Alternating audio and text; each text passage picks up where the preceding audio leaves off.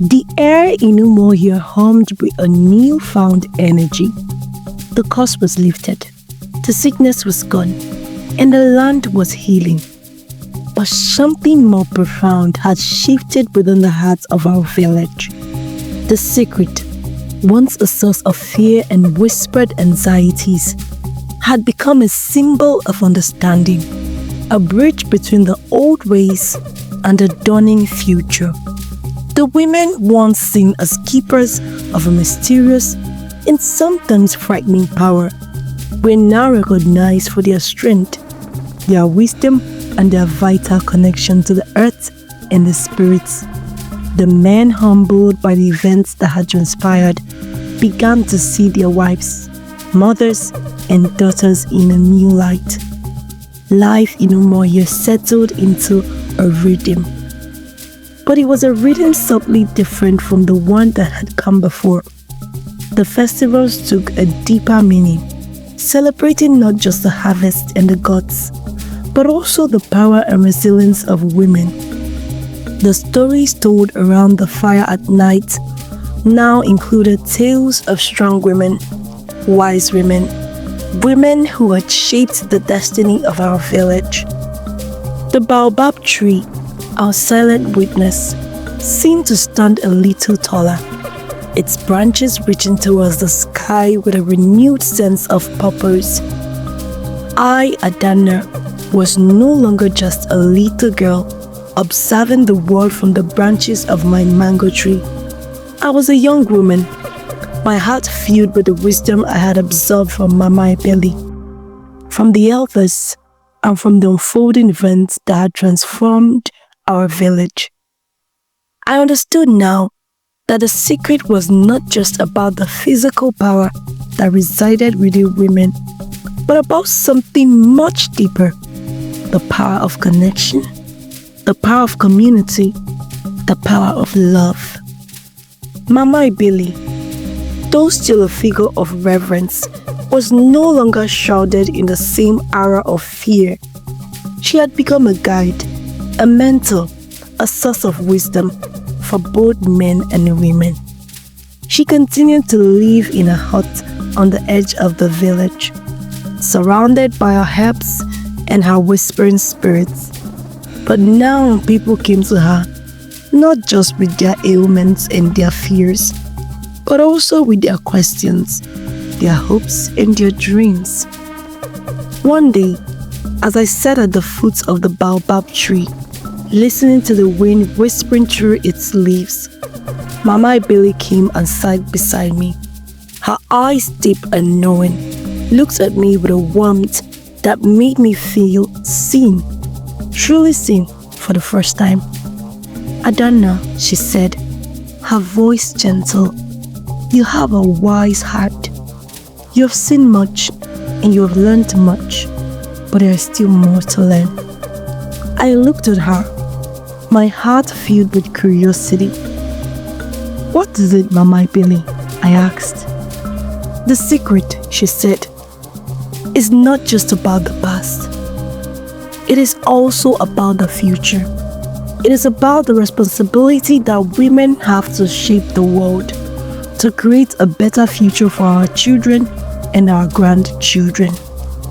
"What can we do?" I asked. Mama Ebele smiled. "You must find your own path, Adanna," she said. "You must use your own gifts, your own talents to make a difference in the world. But remember, always the lessons you have learned. Remember the power of connection, the power of community, the power of love." She paused, her gaze sweeping over the village. "Umuofia has been reborn," she said, "but the world beyond our village is still filled with darkness, with injustice, with suffering. We must reach out to others, share our wisdom, and help to heal the world." Her words resonated deep within me. I knew that she was right. Our village had been transformed, but the world outside was still in need of healing. I knew then that my path was clear. I would use my voice, my stories, to share the wisdom of Umuofia with the world. And so I did. I traveled to neighboring villages, sharing the story of the curse, the secret, and the transformation of Umuofia. I spoke of the power of women, the importance of balance, and the need for compassion. I told the stories of Mama Ebele, the wise woman who had guided our village through its darkest hour. I told stories of the women who had touched the stone and reclaimed their power. My stories spread like wildfire, carried on the wind and whispered from village to village. People were drawn to the message of hope, the message of healing, the message of love.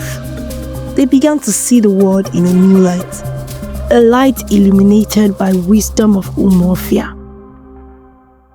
Years passed. I grew into a woman, and Umuofia continued to flourish.